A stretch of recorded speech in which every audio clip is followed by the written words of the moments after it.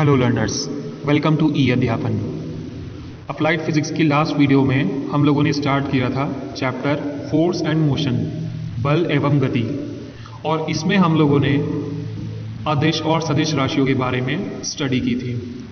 आज कंटिन्यू करते हैं नए टॉपिक के साथ, सदिशों के संकलन एवं व्यकलन, addition and subtraction of two vectors. दो वेक्टर्स को आपस में कैसे घटाया जाता है और आपस में कैसे जोड़ा जाता है, इस चीज़ को हम इस टॉपिक में पढ़ेंगे। तो आइए स्टार्ट करते हैं। सदिशों का योग एवं संकलन। योग और संकलन एक ही बात होती है, इसको बोलते हैं एडिशन ऑफ वेक्टर्स। और इस चीज़ को हम यहाँ देखेंगे अपने ग्राफिकल मेथड मीन्स ग्राफीय विधि द्वारा। समझते हैं इसको। आपके सामने एक वेक्टर दिखाया गया है। इस वेक्टर को आप लोग लास्ट वीडियो में पढ़ चुके हैं कि एक तीर के द्वारा दर्शाया जाता है।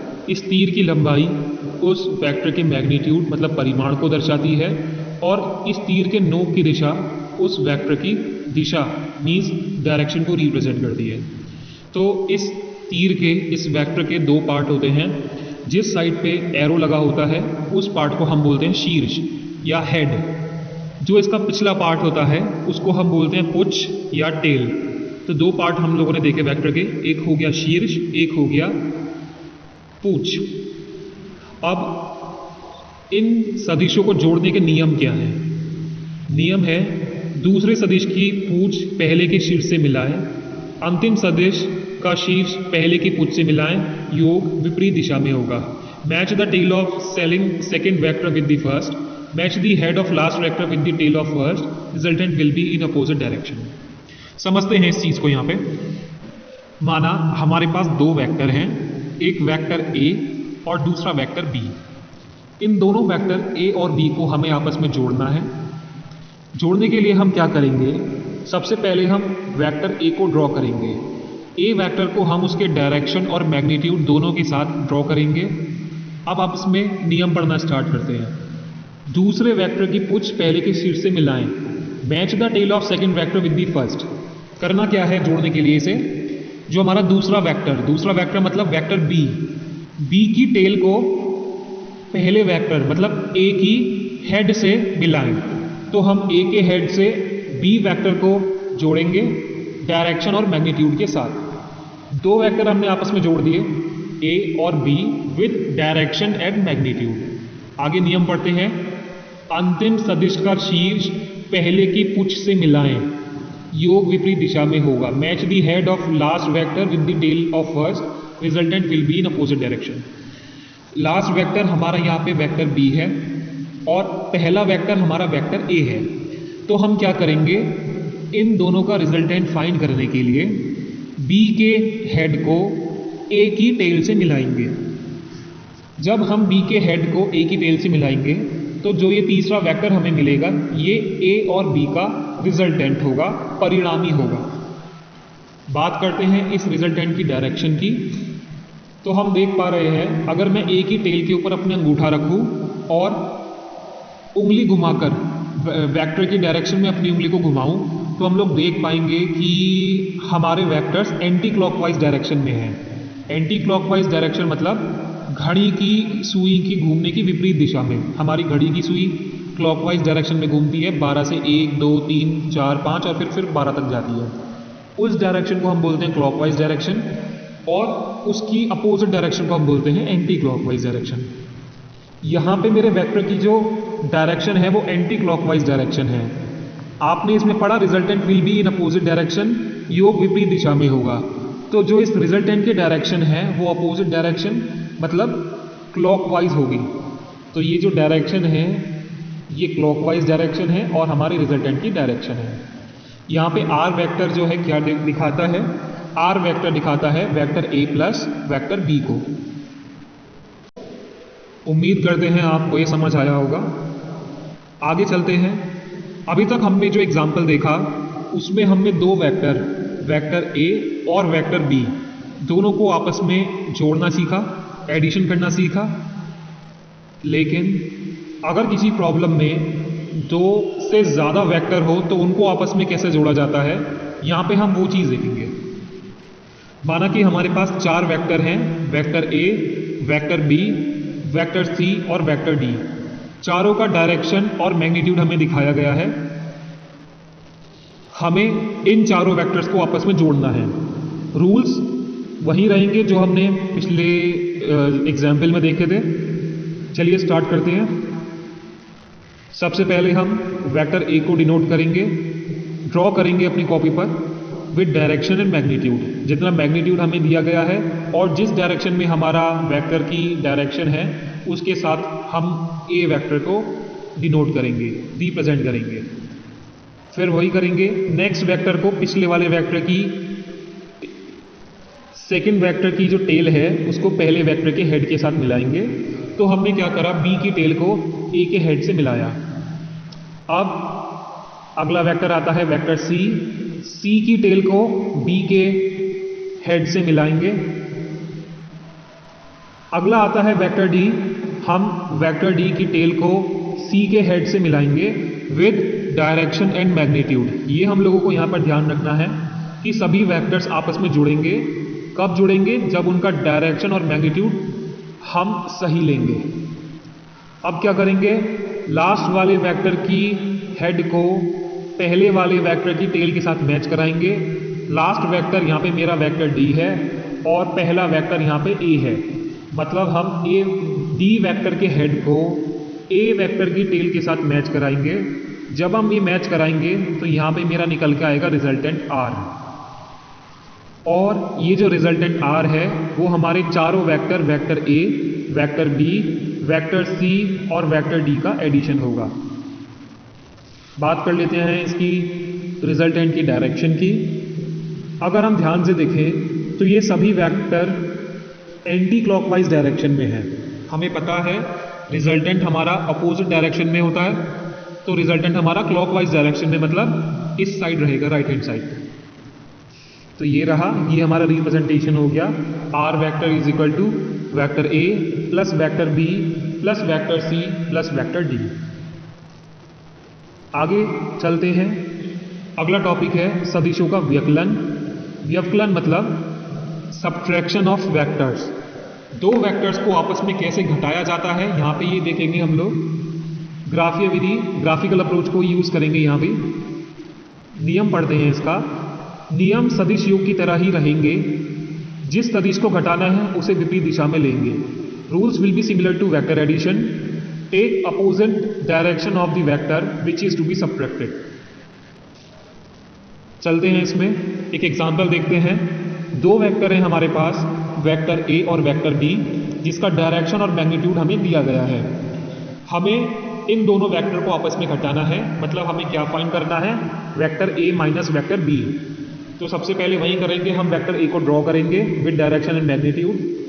फिर हम वेक्टर बी की टेल को वेक्टर ए के हेड से मिलाएंगे, लेकिन इस बार क्या करेंगे, हमें माइनस करना है, तो इसलिए हम वेक्टर बी को, जिस वेक्टर को माइनस करना है, घटाना है, उस वेक्टर को अपोजिट डायरेक्शन में लेंगे। अगर मैं बात करूं बी वेक्टर की डायरेक्शन मेरी अपवर्ड है, लेकिन माइनस बी की डायरेक्शन मेरी इसके जस्ट अपोजिट, मतलब डाउनवर्ड होगी। तो मैंने क्या करा, ए के हेड से बी की टेल को नेगेटिव डायरेक्शन में मिलाने के लिए बी की डायरेक्शन को अपोजिट कर दिया। अब वही काम करेंगे, बी के हेड को ए की टेल से मिलाएंगे और हमें जो मिलेगा वो इन दोनों का रिजल्टेंट होगा, और वो रिजल्टेंट दिखाएगा मेरा vector A minus vector B को। बात करते हैं डायरेक्शन की। डायरेक्शन हमेशा अपोजिट डायरेक्शन में ली जाती है। ए और बी की डायरेक्शन की बात करूं तो ये क्लॉकवाइज डायरेक्शन है, तो रिजल्टेंट की डायरेक्शन एंटी क्लॉकवाइज होगी, जो कि इसमें दिखाया गया है। चलते हैं अपने अगले टॉपिक की तरफ। सदिश योग का त्रिभुज नियम, triangle law of vector addition.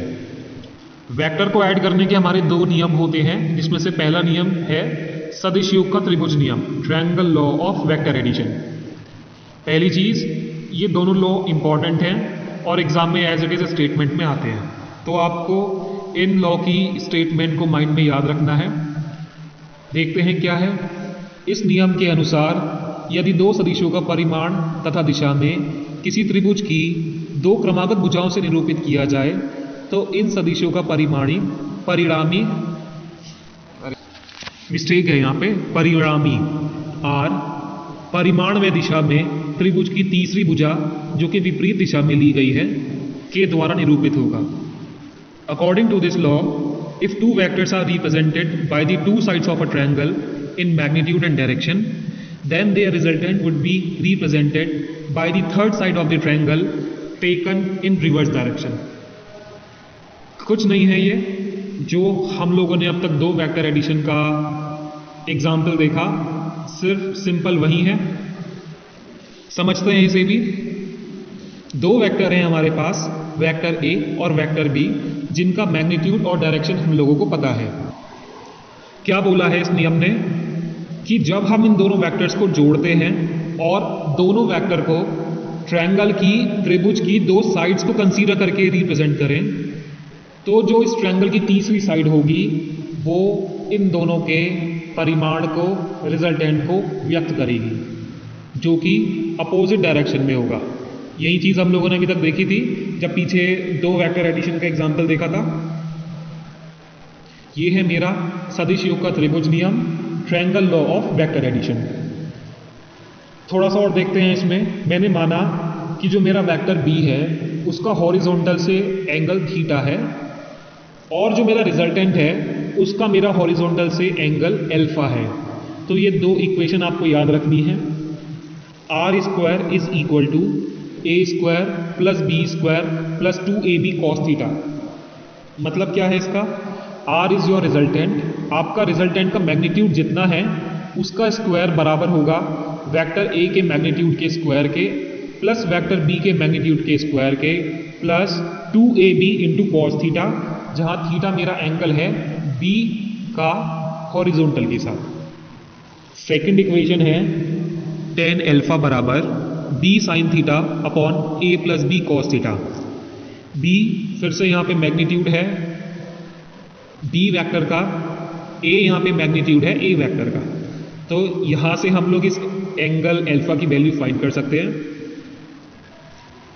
चलते हैं अगले नियम की ओर, सदिशों के योग का समांतर चतुर्भुज नियम, parallelogram law of vector addition. ये हमारे वेक्टर एडिशन का दूसरा लॉ है, दूसरा नियम है और ये भी इंपॉर्टेंट है। एग्जाम में इसकी स्टेटमेंट भी लिखने के लिए आ जाती है, तो आप इसको माइंड में अच्छे से ध्यान रखें। देखते हैं क्या है ये।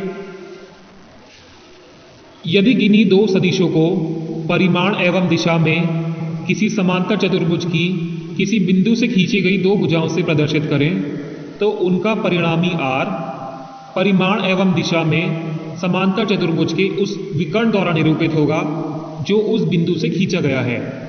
If two vectors are represented by the two sides of a parallelogram drawn from a point in magnitude and direction, then their resultant R will be represented by the diagonal of that parallelogram drawn from that point। देखते हैं क्या है, थोड़ा सा different है जो अभी तक करा था उससे।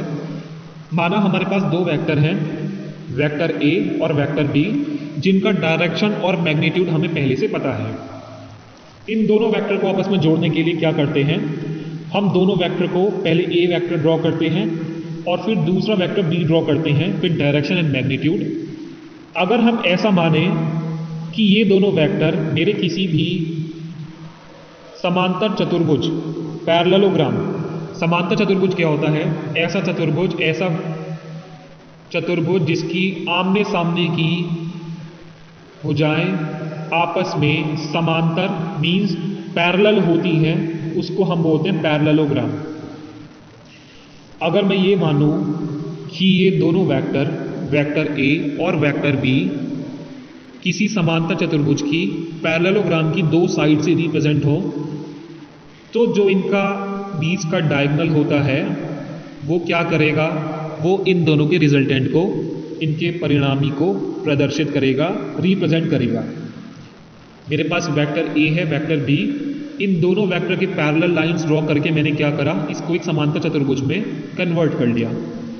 अब हम क्या करेंगे, इन दोनों वेक्टर का जो बीच का डायगोनल है, डायगोनल भी कौन सा वाला? जो इन दोनों के पॉइंट से होकर जाता है। दो डायगोनल होंगे इसमें, तो जो इन दोनों वेक्टर के पॉइंट से डायगोनल होकर जाता है वो वेक्टर मेरा क्या करेगा? इन दोनों का रिजल्टेंट को प्रदर्शित करेगा।